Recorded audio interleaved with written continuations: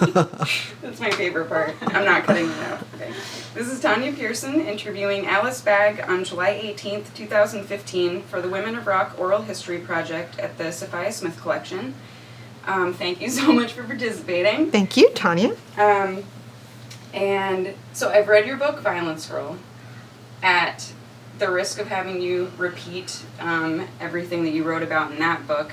I would like to know a little bit about your upbringing in East LA. If we could start with your relationship with your parents, and just kind of like growing up, the neighborhood that you grew up in, and move on from there. Okay, so I grew up with my mom and dad and my half-sister, Yolanda. My parents were both born and raised in Mexico, and my father actually used to come over on a train and hop the rails, right, and come over to work and then go back to Mexico. And then he was a bracero for a while. There was a bracero program. My relationship with my father was sort of complicated because I was his only daughter, so he treated me like I was the queen, he would tell me, you can be anything you want to be. You can be the first woman president. At one point I told him I wanted to be a stewardess because when I was growing up in the 60s, being a stewardess was really glamorous. And he's like, no, you should be a pilot. Or better yet, you should own the airline. So he was trying to, I think, instill the kind of confidence that most men of that generation were instilling in their sons. So I think he gave me a sense of strength. At the same time, he had a complicated relationship with him because he used to beat up my mother. He, I don't know why she took it, but she stayed in the relationship and she'd get her ass kicked from time to time. And as a young kid, my earliest memories is of witnessing abuse and being unable to intervene, or trying to intervene and not being effective, just basically being swatted out of the way. So there was a part of me that really hated my father for the way he treated my mother, and there was a part of me that loved him because of the way he treated me. I also had a complicated relationship with my mother because she was very nurturing, very giving, very altruistic, and I learned to view those traits as weaknesses because even though she was so giving, she was constantly having her ass kicked for being so nice. Instead of standing up and taking a frying pan to my father's head, as I thought she should have done, she would, just break down. And I also, over the years, I witnessed enough encounters between them that I could see that certain things she said were triggers for him. And I knew them, and I couldn't understand why she didn't know, if I just hold my tongue and don't say that last thing, I might not get my ass kicked, Yeah. And and then the cherry on top of that relationship was that at one point, I remember my mother, I asked my mother, why don't you get a divorce? And this was later. I was probably, adolescent by that time. And she said, I don't get a divorce because it's important for you that we stay together. And so I felt so guilty, They're staying together for me. This abuse is all being tolerated because of me. So, and my sister was 10 years older than me. So she was at an age where she could escape a lot of it. She wasn't in the house a whole lot. She'd spend time with her boyfriend, and she got married really early. So it was just me as a sort of referee. That's my early home life. Yeah, it seems like when I read your book, you have that complicated relationship with both of your parents, but it seems like they were always very, very supportive of you and encouraging of everything you did. So I guess I wanted to ask, what was your, how did you feel about yourself at the time? Were you a confident kind of kid, because then you went to elementary school and were like bullied through Right. high school pretty much. I think, it's funny because I think nobody ever talks about like people talk about people who are insecure and have inferiority complexes. But I think I kind of had a superiority complex because I was told like, you're the queen, you're beautiful, you're strong, you're so smart, you're so talented. My dad was constantly telling me that. My mother also treated me like everything I needed, like, what do you want for breakfast, honey? Or what do you need? Whatever you need for school, we're going to get it for you. And, anything. Like, it was, I felt like I was the queen. So I think I went to school feeling like sort of entitled to, to come and rule my, Your kingdom. my queendom. So that didn't fly. Yeah. I didn't have a lot of friends. And the whole time that I didn't have friends, I just thought, they're just dumb. They don't realize they're in the presence of greatness. Oh, you felt that way at the time while you were... Yeah, I felt bad about not having any friends, but I felt confident that I was, like, I still felt good about myself. Oh, wow. Okay. Yeah, I still felt good about myself. I still thought, people just, like, I think that's why I was able to, one of my stumbling blocks as I got older was that as I started to acquire English, I thought I figured that I was getting it much quicker than other people. And I noticed that people in East LA, some of the kids, as they were learning English, mispronounced it. So I was like, I made a point of like learning to speak it as clearly as I could and to learn more words and I tried to use them and because they weren't common in my home, I'd say like, your hair is very disheveled. So I was like trying to, have a big vocabulary, but not really knowing how to pronounce things. Or, in one of my bands later on, I have a song called "We Will Bury You," which I looked at the spelling of the word bury and I thought it's bury. So I was saying bury all the time because I just thought people must be mispronouncing it. And I need to correct it. So I made all kinds of corrections, like calling, Sonny and Cher, Sonny and Chair. Yeah. Well, it kind of makes sense, though. Right. I mean, we have some weird pronunciations in the English language. Yeah, well, I actually, I have to tell you, because even though I was confident in who I was and my my ability to learn things and my ability to I got a lot of props from my music teacher at an early age. She would come into our classrooms once a week and she'd put me in charge of like leading rounds or playing the auto harp or playing the clave or whatever. So I felt like, oh, this is my one moment to shine. But the rest of the time I was unpopular amongst the other kids. So it was a struggle to stay confident. Yeah. I don't know if that makes any sense. It makes a lot of sense, yeah. And was assimilation like something that was important to your parents too? I know, because didn't you speak Spanish at home? There was no English at home, or was that something that was important to you when you went to school and like having an extensive English vocabulary? Or at home I was only allowed to speak Spanish. My father made it a rule. We mostly watched TV and listened to the radio in Spanish, and my mother cooked only Mexican food, and when we went on vacation, it was to Mexico, so we were very connected with our Mexican heritage. And when I went to school, I had a hard time. I remember I remember my first day in kindergarten just being stared at and being spoken to in English and not understanding what the teacher was saying. And she was pointing at me saying, I pick you to go and get the milk. And she kept saying the word pick, pick, pick. And in Spanish, it sounded to me like pica, pica, pica, which is like poke, poke, poke. Yeah. And I thought, oh my God, she wants me to go up there and she's going to poke me. So I was scared, and eventually I learned enough English to get by.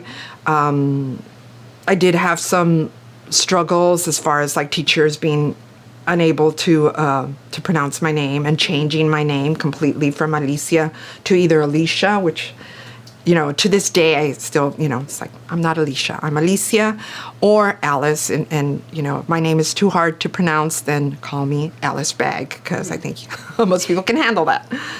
But okay, what was I telling you about? What were you? Oh no, just about if.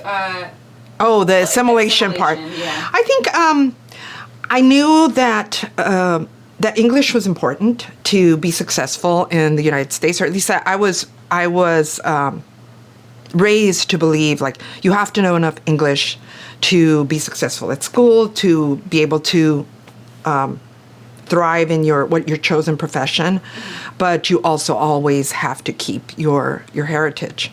So I think there was balance. My father was very, I think he was a pragmatist. You know, he realized that I needed to learn certain things, but also was unwilling to just let me forget about my roots. So.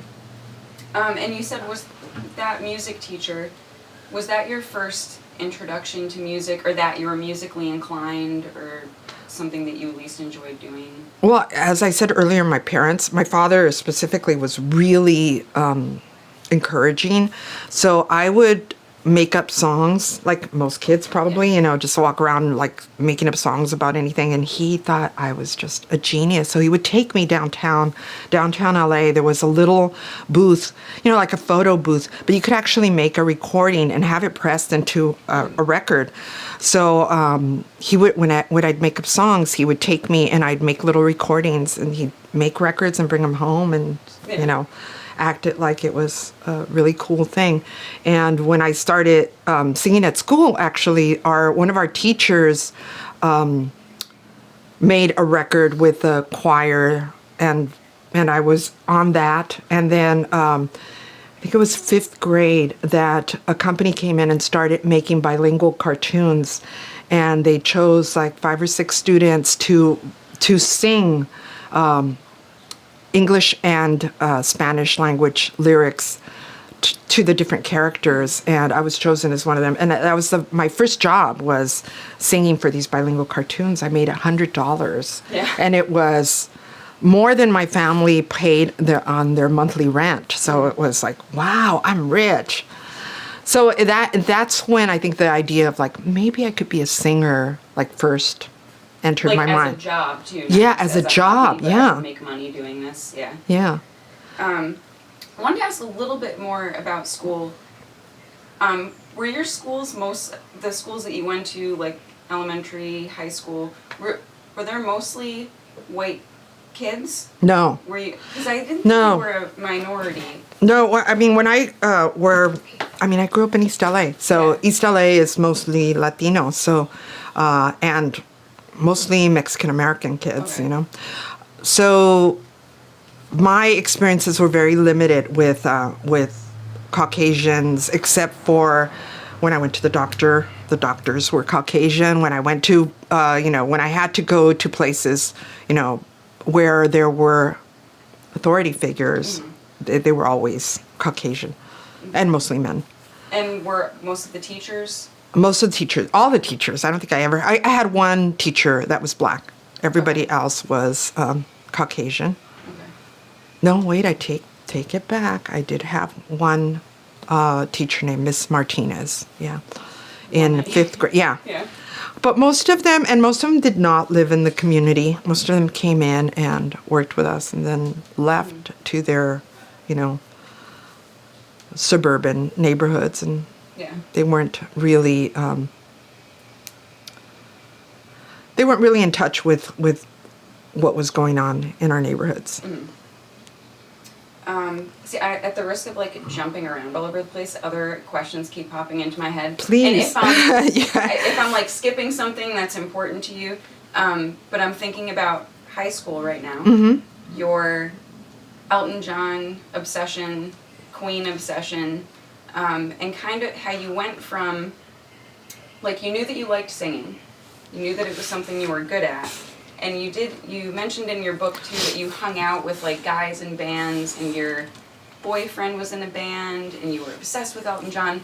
So how did you go from being like a music fan, or you said, and I forget where you were or what part of the book it was, but that you were with a bunch of friends, and you kind of realized that you didn't want to like be a groupie. Maybe you should be the one making the music. Right. So like, when did you start feeling like, oh, this is something that I could do or I could participate in, and I don't just have to be like a big fan? So that's kind of a huge question. Well, let me go back to junior high school, which is when I first became exposed to glam, and I fell in love with it. And it was kind of a weird thing because not a lot of people in my school were listening to rock music, much less this specific kind of rock music that was sort of freaky by the standards of my school. So I got into David Bowie and Elton John, and at the time I was starting to see myself as a weirdo, and I don't know how that happened. I think I just thought, I would probably dress funny, and as I said, I had a hard time socially. I didn't really get along with a lot of people. I was also overweight. I also had broken front teeth that, stuck out, and, I was awkward. So I think the music sort of seemed like music for outsiders. Mm-hmm. And I became enamored with Elton John because I loved his music, first of all, and I loved the way he dressed. I loved that he was very showy. It didn't dawn on me that he was gay. I thought I would marry him. I thought that was really fun. And all the whole time that I was in junior high and high school, I never had a boyfriend because, I was in love with Elton. Mm-hmm. What else did you ask me about? Oh, okay. Groupies, right? You asked me about groupies. I did, at that time, my connection to rock music, what I was seeing, I became one of those, nerdy fans. Should we wait for a second? Yeah, probably for a minute. Just repeat that.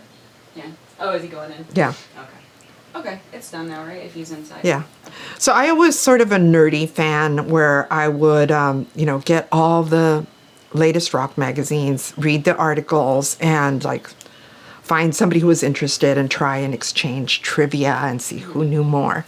And I became that way about Elton too. But the next step seemed to me to be a groupie, because the groupies were really the only women that were continuously featured in rock magazines as being close to the music. Every now and then you might see an article on, Susie Quattro or something, but those, were probably 2 or 3% of the content of a rock magazine. So most often you'd see, the rock star, the male rock star, having a sexual escapade with a groupie. So I started to think, okay, I really love rock music. I really want to be close to it. So my role is to become a groupie. And I started dressing that way and trying to get close to musicians. And a friend of mine who considered herself a groupie, invited, she invited me to go see, actually, I take that back. She didn't invite me. I met her at that show. Okay. And I met her at a show for a local band.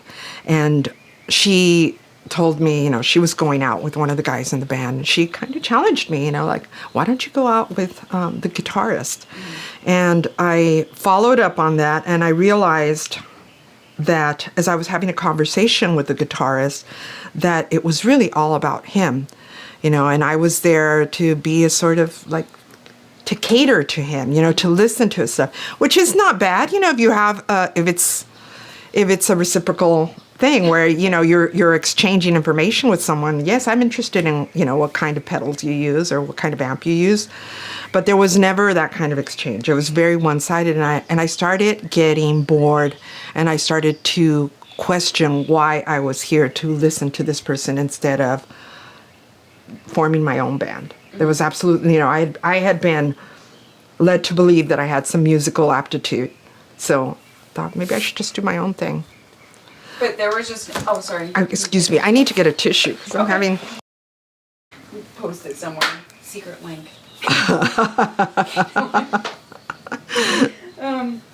Okay, so... I'm sorry. The blooper reel. But so there were no women in the scene at that time for you personally to like look up to or to emulate or say, oh, this person's playing in a band. The only person I can think of is you hung out with Belinda Carlisle a little. I don't know if she was like even in a band at the time or if she was just... Well, I was in a band before Belinda, so yeah. Oh, she wasn't even in a band when you guys were... Well, you know what? She was, when we were friends, she had already... She had told me that she had been in the Germs, but I saw the Germs first show. So she didn't play their first show. Okay. She was, she had, I think, mono at the time. Yeah. So she was at home. Like nobody else and just the groupie women in magazines. Yeah. Those were the only people. Yeah, no, the first, like, and I kind of call her pre-punk. The first, like, woman that really inspired me to be in a band was Patti Smith. Mm-hmm. And I guess, some people probably put her in the category punk and maybe some see her as pre-punk. I think there was a transitional period there where some bands were changing their sound. Yeah. And okay, I just feel like I'm skipping around a lot. So okay. Like you did before, if you feel like you have to go back or that I am missing something really important. Well, I think the only thing that I think that you might miss is the fact that I auditioned for a band that Kim Fowley was putting together. See, I was afraid to ask that question because of all of the... I didn't want you to think I was asking it because of all the stuff that's going on right now. Yeah. So I'm like, maybe I should skip it. But no, I mean, at the time, you turned him down. At the time, well, I didn't turn him down. He turned us down. I mean, I approached Rodney. He had a reputation for liking young girls. Mm. At the time, I thought he likes young girls meant he likes to hang out with young girls. I think I was just really naive, and I thought, like, he offered me some French fries and was very sweet, so I thought, like, oh. How old were you then? Probably 16 or 17. Okay. And I told him I had a band, and he put us in touch with Kim Fowley. Kim Fowley called my house and asked us to come and audition for a new band he was forming. And we went and auditioned, and he didn't like us. So what happened was that as he auditioned us in different combinations. So we would take, like, a bassist here, a guitarist there, and try different arrangements. And if he didn't like you, just say, okay, next, go on out. So what was happening was a bunch of us were outside as we were being rejected, just kind of standing around talking to each other. And we became friends, and that's how we found our drummer originally. We were all rejects from this Kim Fowley audition, and we just thought, we don't need Kim Fowley. We can form our own band. So it was actually a really empowering event for those of us who were rejected, because we made friends with each other, and we'd later see these same women, like, coming around and hanging out at the punk scene. I'm sorry. Yeah. Part. And was he somebody that, like, you all seem to know who he was because of the Runaways? Yes. Like, he was seen as kind of a successful person, or he had a bad reputation even then, and he was seen as somebody who was manipulative. We didn't know to what extent. When I met him, I instantly disliked him. I thought he was full of himself. Even when he talked to me on the phone, it was like, I had just picked up the phone, and he's like, "Do you know who I am?" I was like, "Yes," So I thought, this man is, full of himself. He's calling my house, like, at least. Yeah. So, and over the years, I would see him at punk gigs, but he, by most of the people that were, the creators of the early punk scene, Kim was not seen as anything other than like Svengali of the past. He was not. He never really came. I don't remember ever seeing him at the Mask. I never saw him at the Canterbury. I saw him at the Whiskey A Go Go. I saw him at the more mainstream clubs now and then. And he was usually like bad mouthing the people who were on stage because he couldn't have a piece of it. Because we didn't need him. At that point, like punk was already about empowering yourself, not having somebody make you or write your songs or lead you. It was all about like doing it yourself. So there was no place for people like Kim. And, a few people, I think, talked to him out of like, oh, he has, he has this background and he was important at one point. So out of respect, but not, well, it sounds like you... but as far as I was concerned, he didn't deserve any respect. I never liked him. I did have a boyfriend, who joined the band that Kim was trying to put together. His name is Nicky Beat. He was a drummer, and Nicky couldn't stand Kim and would come home and tell me all the stuff that he would pull at rehearsal and how he would try and brainwash them and, treat them disrespectfully and try to break them down so that they would look for validation through him. And Nicky was older. He was, I believe, like 27 when I met him. So he wasn't, by that time, he already knew that he was a good drummer. He had already played in different bands. He didn't need Kim's validation. So I think he was, he immediately started talking back, and it was... Yeah. Well, it sounds like you dodged a bullet. Oh, yeah. Yeah. And I have to ask, too, your parents, how did they react once you started becoming involved in the punk scene, dressing crazy, going out? It seems like you come from a fairly traditional household. Yeah. But they were always so supportive of you. I'm just wondering how they felt when you were going through this. My parents were very supportive about, like, my dress, my being in a band. Like, a lot of times my bandmates would come over, so my family knew them. Sometimes we'd even practice in the living room. Mm-hmm. So they got to listen to punk rock, and they were fine with it. My friends were all, like, really nice to my parents, and my mother went out of her way to be hospitable. Like, she, cook for them. Like, you could not come to my house and not have my mother make a Mexican dinner for you. Mm-hmm. So my bandmates loved my family. And there was mutual respect. My parents went to a Bags show, and they were like, you never invite us, but we knew you were playing, so they showed up.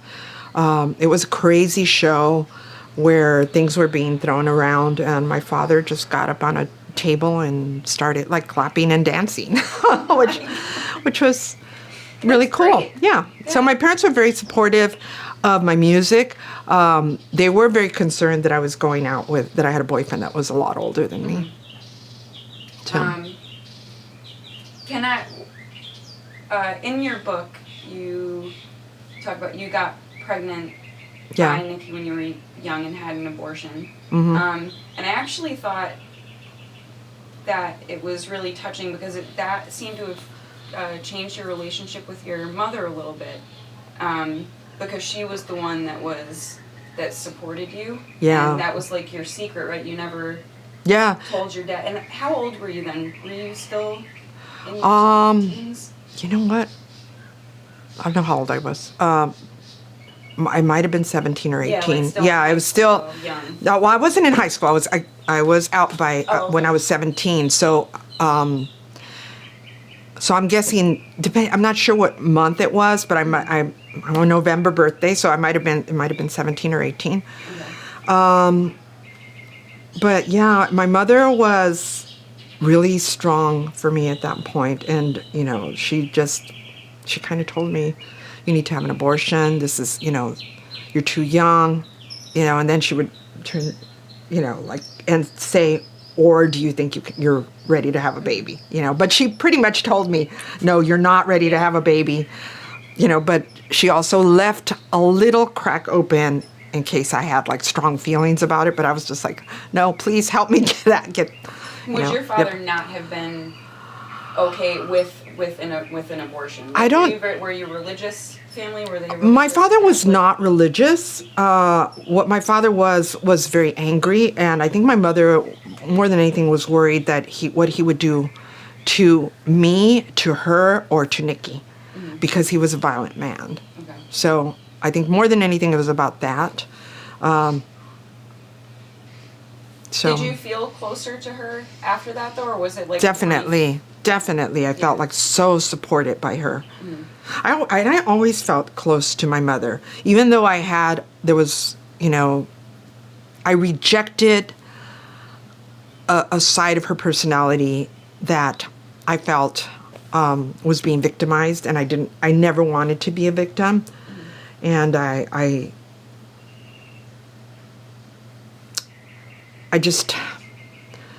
think I saw certain traits in her that I associated with being a victim, and I didn't, how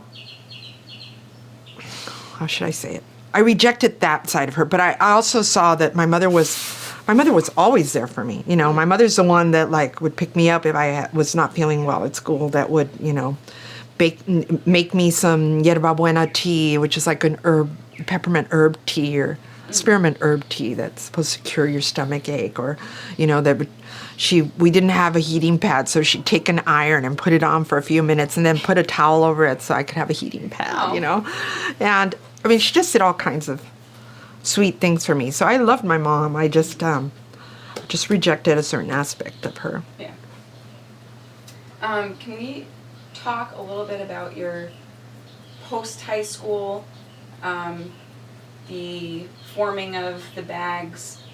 And when I read your book, you went to school consistently too. You went to college right after high school and did music at the same time, like formed the bags and playing shows. I once I graduated from high school, I started taking classes at a community college.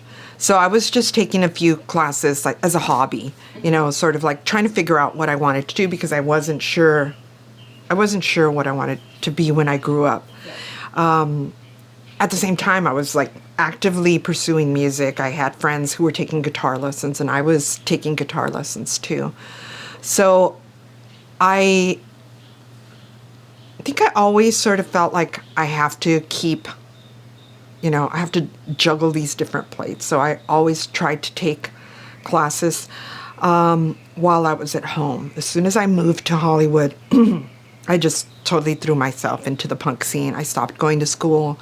I partied day and night, went to multiple shows pretty much all the time, like totally switched my clock around to be awake all night and sleep in the day, and that kind of, that didn't really allow for school or like having a normal job. Yeah.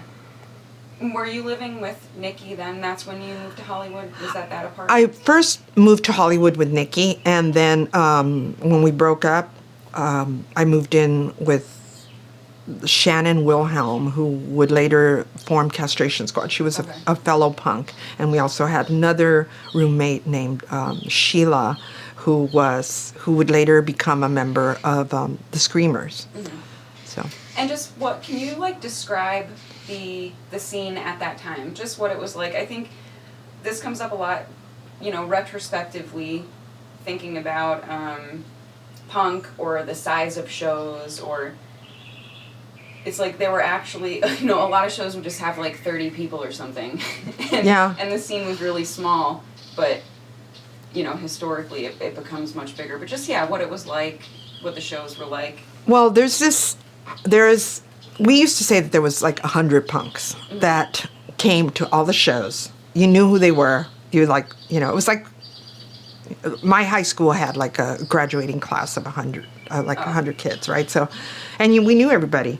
And we also had aside from the clubs that hosted now and then punk night, there was the Mask, which was sort of a clubhouse where we'd go and we could go rehearse in the day or, work on projects with people during the day and then have shows at night. And a block away was an apartment building called the Canterbury, where a bunch of punks had rented apartments, and usually there were multiple punks in each apartment. So I'd say there were maybe maybe 30 people, 30 punks living at the Canterbury, and others that were nearby that were the constant members of the punk scene that were all at every show, involved in every way, from making zines to taking photos to making flyers, distributing flyers, forming bands, creating artwork, creating costumes, being hairdressers that dyed each other's hair pink, or everybody was not in the same medium, but we were all pushing the limits of creativity, so. And when, I'm very interested in this, when you formed the Bags and, started playing shows, when you played your first show, what was the general reception like? There were two women in the band when we started? 3. Oh, yeah, 2 others aside from me. Yeah. Mm-hmm. Was that an issue? Was that something that made people more interested in you at the time because there weren't as many female fronted bands or bands with women in it? Did anyone care at all? I mean, was it? I think when the first real local punk show that I saw was Show at the Orpheum Theater that had as their opening band the Germs, and they had 2 women in the band. It was Donna Rhea playing drums and Lorna Doom on bass. So, and neither of them were technically proficient. They were making sounds, and they were up there owning the stage. And to me, that's the message I took away. It's you can do whatever you want. You don't have to you don't have to play drums like Keith Moon to be up on the stage. So I think that was inspiring for me and Patricia, we were both at that show. Patricia would be my bass player. We had a guitarist who could play reasonably well, and I had by that point given up on guitar and become the singer. What happened is that we put an ad in the paper, and we decided we were going to wear paper bags on our heads. So I think the paper bags on our heads became more the focus than the fact that we were women. It sounded like, oh, this is kind of a weird band. They're going to play with bags on their heads. Yeah. So we really appealed to musicians that wanted to do more than play. They wanted to create, a band that was interesting and strange, and it seemed almost like a little performance arty at the time with the bags. So I mean, we just thought it was fun. I don't think we even thought in terms of performance art, because I don't think I even knew what performance art was at that point. I just thought, oh, fun, let's do that. Let's let's keep our identities secret. Nobody will ever know we're in this band, because we'll always wear bags on our heads. Except then Darby ripping the bag off your head all the time. Yep. But that's a cool story to tell forever. Yeah, no. It was, yeah. But it's funny because, reading those stories, it just reminds me of, I'm when I hung out with all the punks when we all lived in Providence, and it's that's something that my friend Mike would do. Except, right. It's funny, it's just... I mean, I think the early punk scene was all about, just being... being fun, having fun, finding ways to do something that hadn't been done before, and it seemed like everyone was really supportive of one another for the most part. Yeah. Going to every show, just. Well, there's something about being the weirdo in your neighborhood, and then finding a community that's all the weirdos in all the different neighborhoods that makes them, really serves as the glue that holds you together is this feeling of otherness. Oh, look, we found each other. I have a question kind of about your on-stage personality, persona, but I also, like, we've just met today, so I don't want to assume that you're a certain way in the rest of your life. Yeah. But, so, your upbringing, just your father's violence, being how you were treated in school, you know, not speaking English very well and being kind of like picked on, or did that kind of dictate like the personality that you formed? I mean, that dictated my personality, period. It's part of who I am. There's a part of me that definitely is Alice Bagg, and there's a part of me that can be very angry. Okay. And when I was on stage, it wasn't a character I'd created. It was a side of my personality that just emerged without my even being aware of it. Sometimes I'd play a show and people would, you know, say, why were you, what made you so mad? And I think, I didn't realize I was, you know, projecting that. Or they'd say something and I would totally like just not remember doing it, like just almost like a blackout. And there were times in my life where I've been really angry, and it's almost like a post-traumatic stress, I think, you know. I'm fortunate in that I had punk rock as a place where I could vent and sort of release this anger in a controlled way. I don't want to say completely positive, but definitely, you know, dancing like a maniac and yelling at people and doing that sort of thing is much more positive than like holding it all in and going out and killing somebody, which is sort of rage that I think I possessed, and maybe there are remnants in there. Like I know recently my daughter we were at the market and she was walking towards me and a man was walking behind her and he was talking to her and she was like, no, you know, I don't, you know, just trying to get away from him. And he was pursuing her and I was watching this and he just walked up to me and he looked at me and I just said, get away from my daughter. And I said it in a way that he better be scared because I could kill that motherfucker, you know? And that side is in me. And I try to keep it under there, but it's in me. And I like, it's right under the surface. Yeah. Most of the time it doesn't have to come out. Okay. But definitely it's something there that makes me feel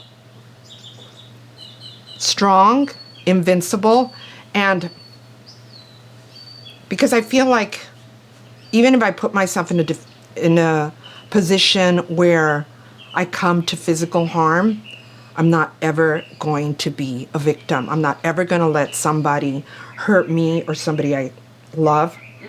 And they might, you know, they might get me in the end, but I'm not going down without leaving my mark on them. Yeah. You know, I think in my book I talk about like being followed by a car where, you know, I'm walking home and I don't even have like enough money to take a cab, you know, so I'm like, I stop at a liquor store and I get a hot cup of coffee and the guys are in the car and they're still following me and like yelling stuff at me. And I'm dressed, I used to work in a gym, so I'm wearing leotards and high heels and like a tiny little smock over it. So I probably look like, you know, to them, like a sex worker or something. Yeah. Maybe not. I mean, it doesn't matter. I probably just look vulnerable. So I got the cup of coffee and I said, you know, you can do whatever you want to me, but at least one of you is getting their faces burned off by this cup of coffee. And I think that's how I feel. I feel like there is definitely a side of me that can be dangerous. But that side of me is there to protect me. Yeah. Are you generally in regular life walking down the street like a pretty reserved Yes. person though? I am.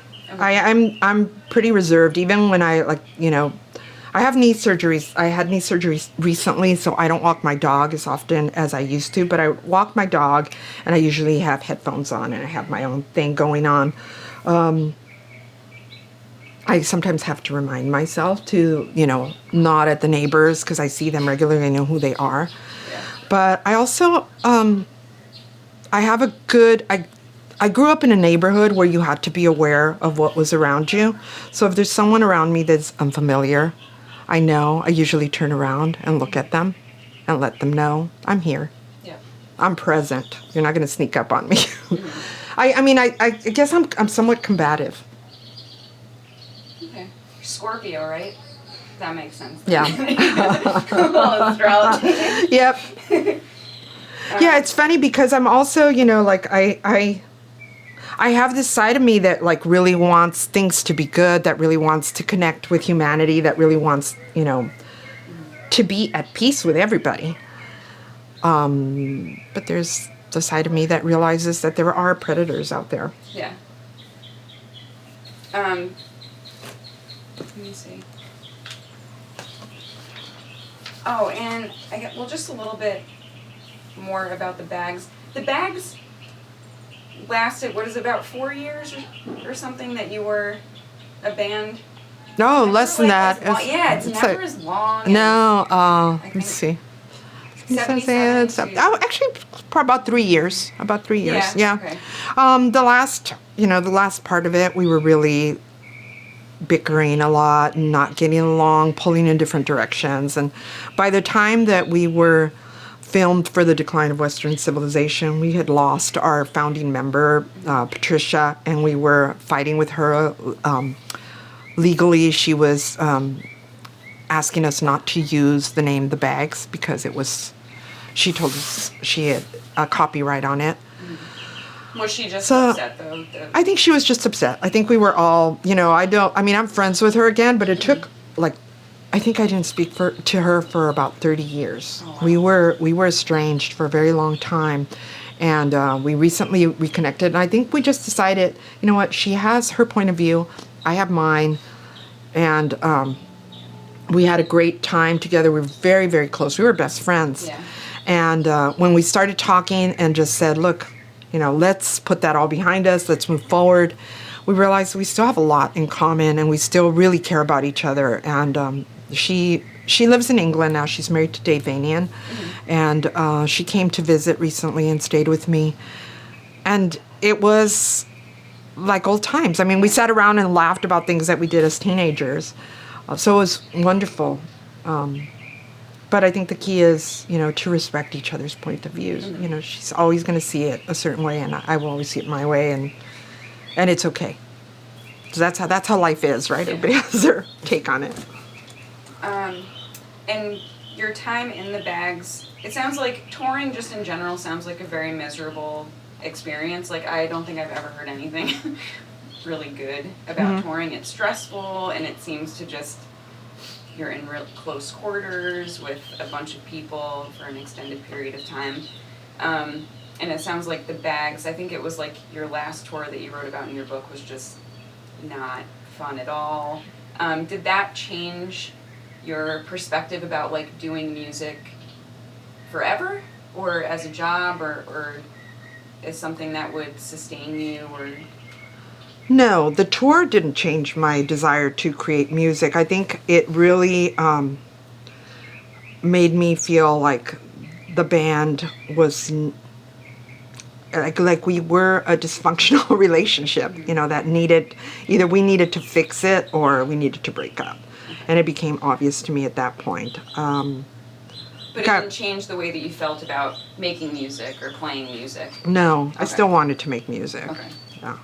I did, one thing that drove me away from the scene was the fact that people were getting hooked on hard drugs and dying. And that made me want to move away and just take some time to do other things. I really thought I was going to to be a lawyer, you know, and maybe just make music as a hobby at that point. But I wasn't able to.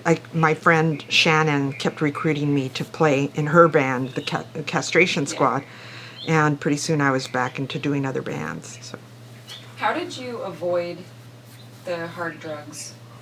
Well, I'm not going to say I avoided them completely because I did do my share of them, but I think I had a really strong sense of self-preservation. I wanted to be in control, and being on drugs just was so risky. You know, you didn't know who was cooking up what. I heard of people like using, you know, putting strychnine in acid and like doing all kinds of crazy things, and I didn't want to be. I guess I was practical. I thought, you know, okay, I can drink. I know where that's coming from. So I was a heavy drinker for a while. But I avoided drugs because I didn't know what was in them. I didn't know where they were coming from, and I'd seen people overdose, and it just seemed like it was giving up too much control. Yeah. And this is where I'm gonna get a little screwy because like the timeline, but I really would like to talk about you went back to school and your time in Nicaragua. Mm-hmm.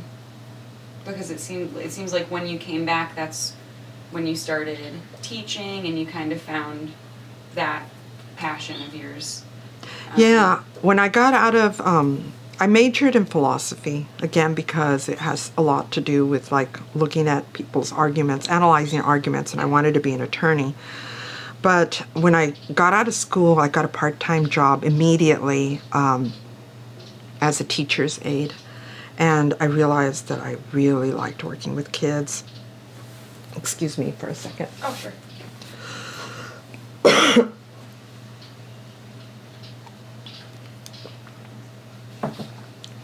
So I really liked working with kids. And I worked as a teacher's aide for maybe a month or two, and then I saw an ad in the paper that said that USC was accepting applications for their accelerated teaching program. And I went in to check that out. I'm sorry, We can pause for a second if you want. my throat's just very dry. Okay. So I went to check that out. And I was accepted, and I started, they had an accelerated teaching program that put you in the classroom after 6 weeks. Oh. So I did 6 weeks of student teaching, and I was offered a job. And once I started doing that, I just realized that I had something to give these kids. I was hired because I was bilingual. One of the important things that I brought to the table was that I was bilingual. Then I also realized these kids are a lot like me. I can really serve this community in a way that other teachers might not be able to. But I realized after a while that it wasn't... only part of the kids were Mexican American. A big chunk of them were Central American, and I didn't know that much about Central American culture. So I was sort of curious about Central American culture, and during that time, 84 through 86, there was a lot of stuff going on in Central America. The Sandinista revolution had happened. There was the FMLN was fighting an oppressive government in El Salvador.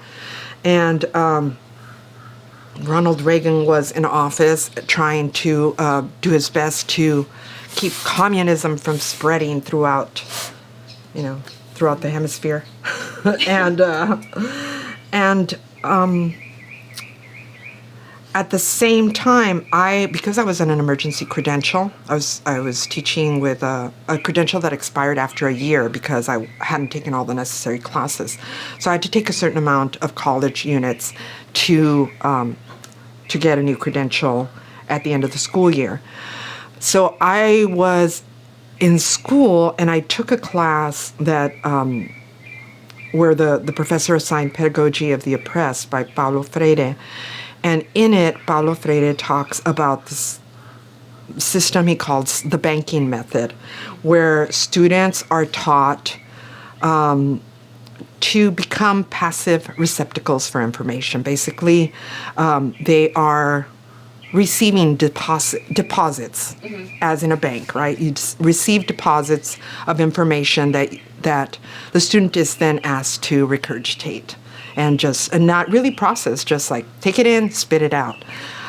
So the students become passive learners, and they're indoctrinated with the values of the dominant class, also turned into sort of just passive citizens, that will just accept whatever is deposited into them. And I knew that I had been taught that way, and I didn't want to do that to my students. I really felt like I'm in a position where I can make a difference.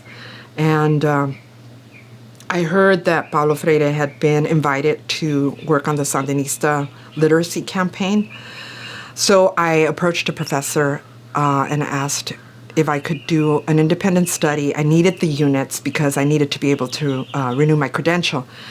Luckily, the professor said, yes, write a paper on the literacy campaign, but I want you to do one other thing, and that is I want you to keep a journal of your personal growth during this experience. And I did, and I realized that was like an incredibly, I thought I was going there to help them. Yeah. And really, I went there to learn. I learned so much in that 1 month that I spent there. I lived with a Nicaraguan family, and the mother was a former guerrillera. So she was like this really strong feminist that had lived this experience where she was like fighting for freedom for her country from an oppressive dictator.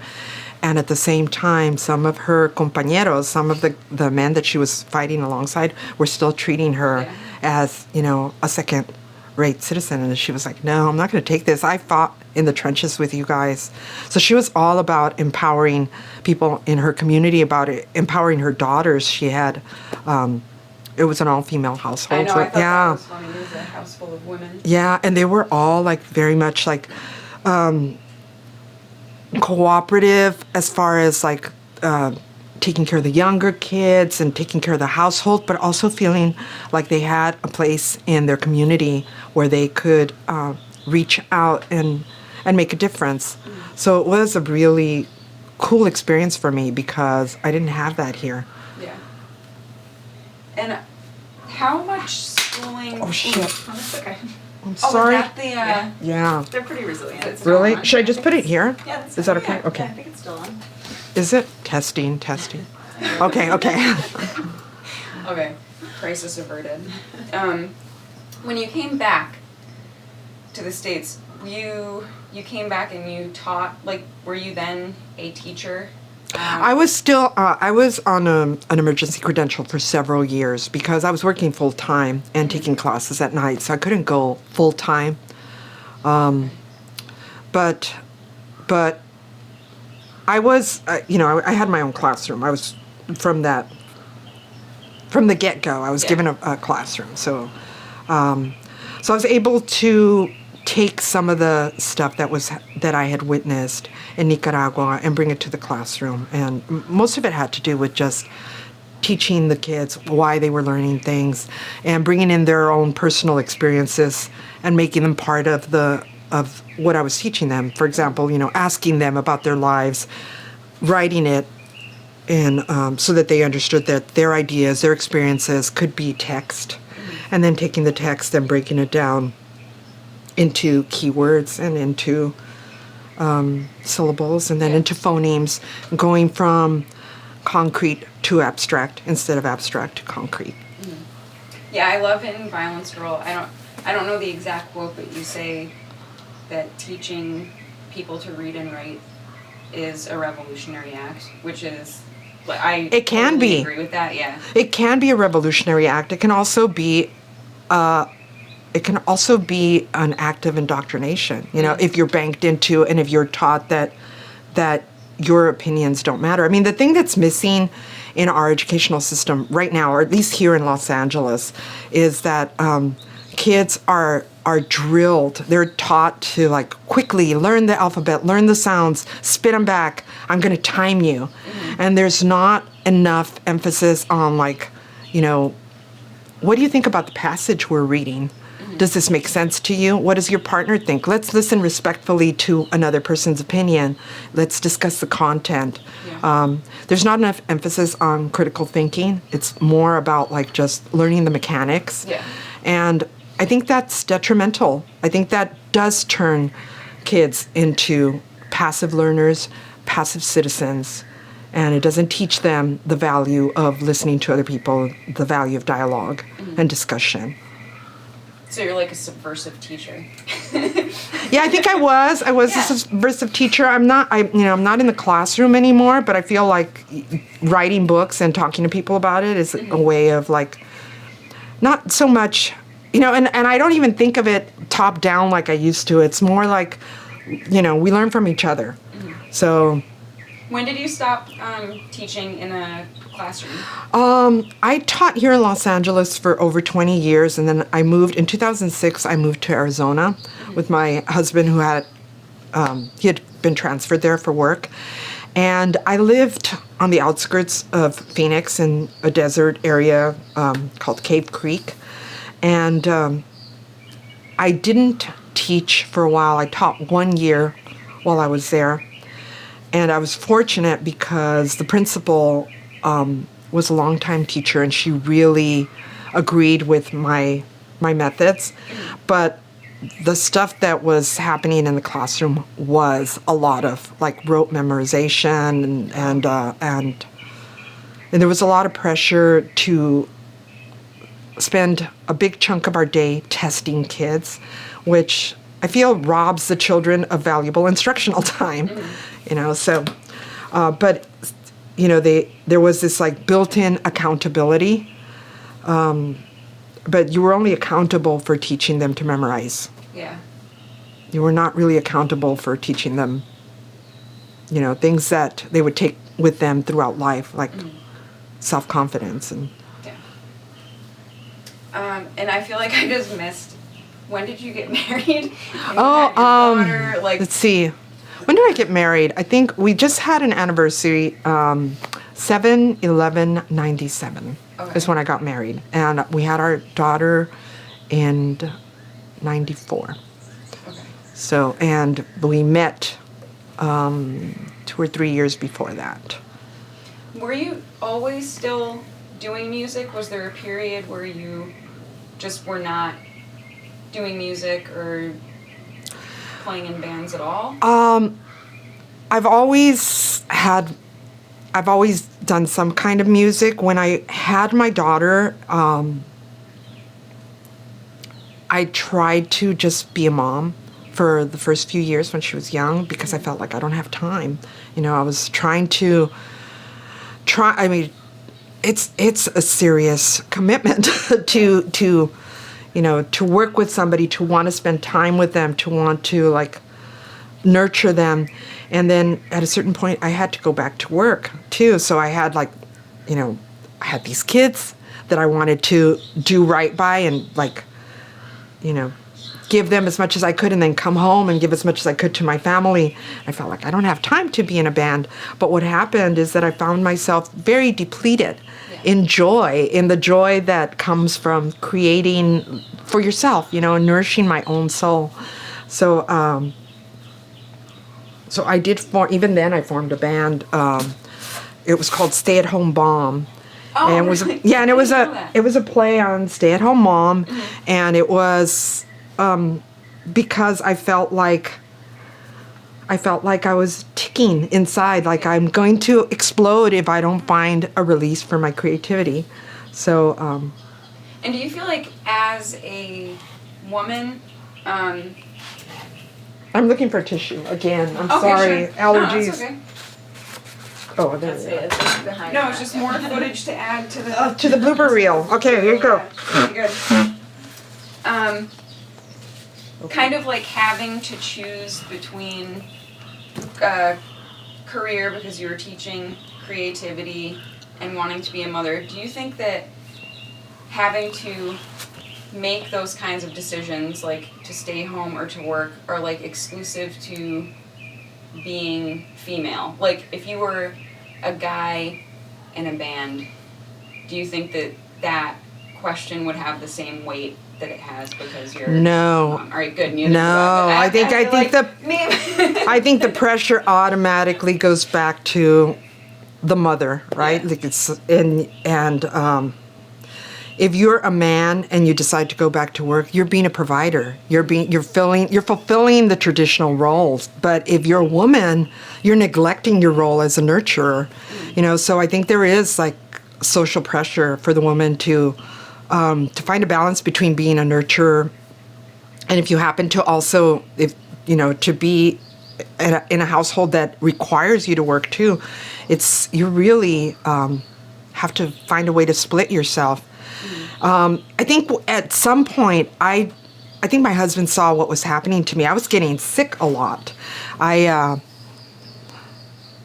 actually went into the hospital and I thought I was going to die. And I think a lot of it was just depression at not having an outlet. And I think I finally just told my husband, I need to do music. And he said, yes, you know, go, you know, I can take over, even if it's just one night a week where you go and rehearse and feel like you're an individual, you know, like you have a life of your own, a creative life you're not just defined as a mom or a teacher. And that realization was life-changing for me. I tried not to ask for help. You know, I really did not want to. I felt guilty. You know, I knew my husband was working all day too, and he was doing his share of housework. And but the fact that he stepped up and said, "Yes, go do your thing," and it was really good for me. So I'd recommend it to all, you know, any women that are in this position where they feel like they have to give up something they love. It's not, you know, and I know I'm sure other people have described it as like, you know, putting the mask over your own face, your oxygen mask, giving yourself enough so that you have something to give back. Well, this was going off of the kind of like motherhood question. But you also play, like, punk music and, like, right now have blue hair. Yeah. And I'm wondering, just, like, as a mother, or as you get older, what are people's reactions to you? Or, like, other mothers, you know, I mean, your daughter goes to school and... Well, when my daughter was younger, I tried to dress conservatively when I went in to speak to the principal or, you know, when I had a conference with a teacher or something, because I didn't want them to make assumptions about me. And so I guess I kind of had a costume, you know. And the same thing goes for my teaching. There were many years where I had my little teacher outfits that were kind of costumes of what I imagined a teacher would dress like. So, and I tried not to let anybody at my workplace know that I had this completely separate life, because I wanted to be able to be as crazy and as wild as I wanted to be in my secret life as I was in my profession, and, you know, and be able to be taken seriously in my professional life. So I led a double life. Yeah. For a long time. And then when my daughter got older, she's like, oh, I don't care what you do, Mom. You know, do whatever you want. And I realized she wasn't embarrassed by my appearance, and that was liberating for me. She just, you know, she thought I was dork no matter, you know, whether I had brown hair or gray hair or blue hair or pink hair. She was still like a teenager and still wanted me to walk behind her if we were someplace public, you know, like pretend you're not with me. So. And now you are writing books. You just wrote another book just came out Yeah. about your It's time in about, Nicaragua, my right? time in Nicaragua. It's actually based on the diary that I kept while I was there. And I added little sections. I'm very influenced by For Dummies books. So this particular book has little sections that allow me to add sidebars of like my current views on a subject that I wrote about when I was, 26 or 27. So the book is in a younger voice and is maybe a more naive voice, and so I need the sidebars to express my more mature point of view. Yeah. Yeah. No, that makes sense. That's really interesting layout. Thank you. I didn't know how to do it. And it is a book that I self-published. I decided that part of self-publishing, that the act of self-publishing was part of the message, so. And you do a lot of panels about women in rock music or Chicana women in rock music. Do people ask you to participate in those a lot? Yeah, they do. I mean, I think a lot of my music lends itself to that. I've written a lot of songs about situations that are, common among women. I have a song called Modern Day Virgin Sacrifice that I really like, that it's about how young girls are, they're used to power, the machine that creates insecurities in women and then sells them back the cure for that insecurity, whether it's deodorant or hair dye or makeup or, whatever it is that they see, diet pills, whatever insecurity they've managed to create in women, then, they can monetize the cure and sell it back to them. And yeah, that one's on your SoundCloud too. Yeah, that's pretty much how you get your music out now. You have and I read somewhere, I read some interview that you put things on SoundCloud and but you can't find any Bags music on. It's really hard to find. I was searching for it. There's a Bags album, and the Bags only recorded 4 or 5 tracks, and I'm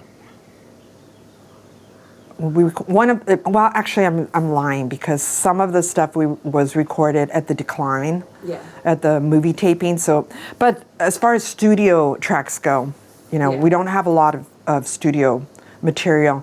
So there's an album called All Bagged Up that has a mixture of studio material and live material, but I think it is hard to find. Yeah, and then. Oh, I know. I'm like, what did I want to know next? I would like to know was the title of this project.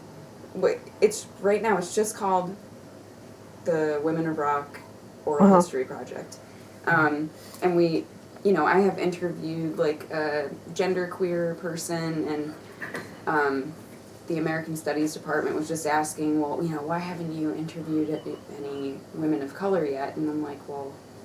I've only interviewed the people who have said yes to me and responded. So, but just how do you feel about the categorization, women in rock?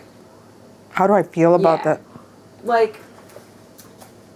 We'll see, this isn't my interview, but I have, some people find it very, offensive, and they strongly dislike the title.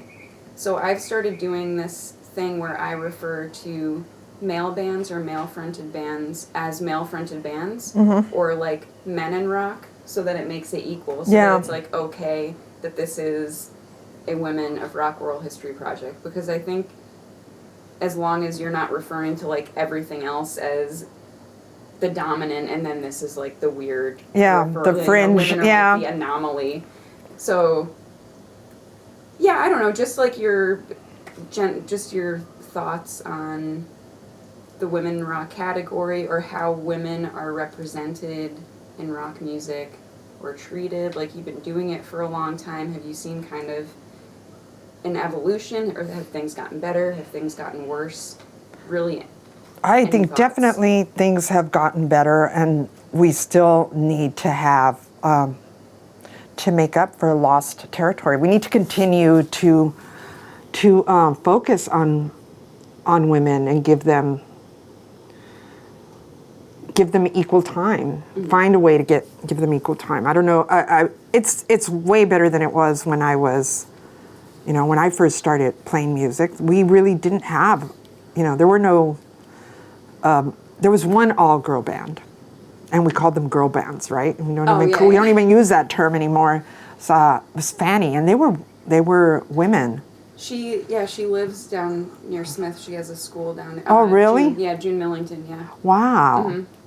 And I think, well, there were the Shags too. I guess you could, Mm-hmm. there were different. There were a few women musicians and female bands that were kind of seen as curiosities almost. Yeah. You were not. You wouldn't even think like to say Fanny without saying it's a girl band. Yeah. Whereas now I think you could say like L7 and just say it's a rock band. Without.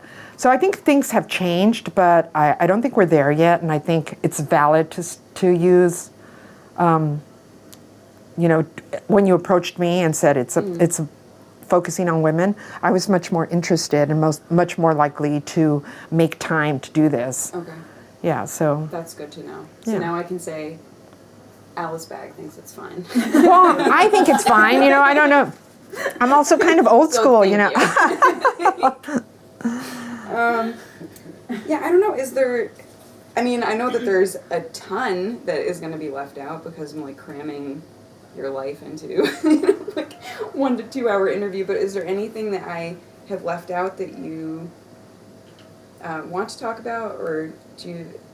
Oh, I don't know. Any, genius closing thoughts? Anything quotable? Boil it all down. Yeah. More women of color, more... I just want to see more inclusion, Well, I do have one other question, because you just said more women of color. I'm writing an honors thesis, using these interviews, and the American Studies department was giving me a hard time because I haven't included a chapter about women of color in punk music, in rock music. But I was like, I don't want to be another white person writing about the expense. So I just said, you should read Alice Bag's book and she wrote another book. You know what I mean? I don't feel like I'm an authority on that. I can write about women in rock music all day because I play music, and that's why I'm doing these interviews, because I care. But what do you? I guess I don't know how many. I don't know why there aren't as many women of color why there aren't as many women of color who play punk music. There are. There are. That was my question. There are, but they're not. And where are they? Or is it? They're probably in a part of town that you don't go to, Yeah. But they're there, and I think that's I think it's great if you interview people that I don't think you need to be like me to interview me. I think you can interview me and you can ask a lot of questions that would probably, we could find points of connection, things that we have in common. And I think there need to be, as you said, it's not just, whether you identify as male or female, we're just musicians, right? Yeah. So some people prefer not to be identified by gender at all, and I think that's fabulous. But there's still a shortage of female representation. There's still a shortage of queer representation. There's still a shortage of people of color. Yeah. So, yeah. Were there people of color playing Yes. in the scene at the time? Okay. Yes. Yeah, because you're kind of like the figurehead from that era now. It seems like sometimes they just will pick one person, kind of like how Kathleen Hanna is like the riot girl Right. figurehead, you know what I mean? So I was like, were there more, or was it? We're just the one. I'm just the one, like, you know, writing books and like going, Yeah. hey, I'm here. Don't forget me. Because if you don't do that, then people will not write about you, and your history will be forgotten. And that's what's happened traditionally to women, is we've just been written out of histories, and especially, you know, women of color, queer women of color. Yeah. Okay. Yeah, that was my last. Yeah. That was my. I don't have anything good to end with. Well, I mean, That I guess is- I could yeah. just say. That thank is you good. very I think much. what Yeah, you're you what. think so? Okay. Yeah, I mean, to Yeah, go everyone out was and very interview more excited. They're people. Like, oh, Alice Bag, okay. Like, so there's one. I don't know. I feel like they want me to like fill a quota or something too, which I also kind of don't.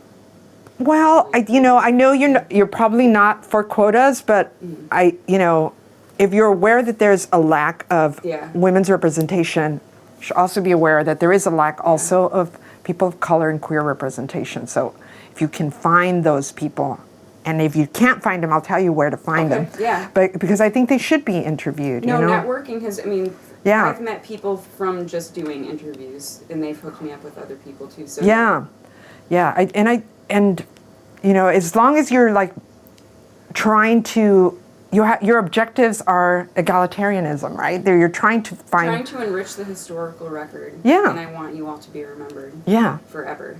Thank you. And like part of the story. That's Yeah. the whole point of this. Yeah. Yeah. So, okay. Thank you. Thank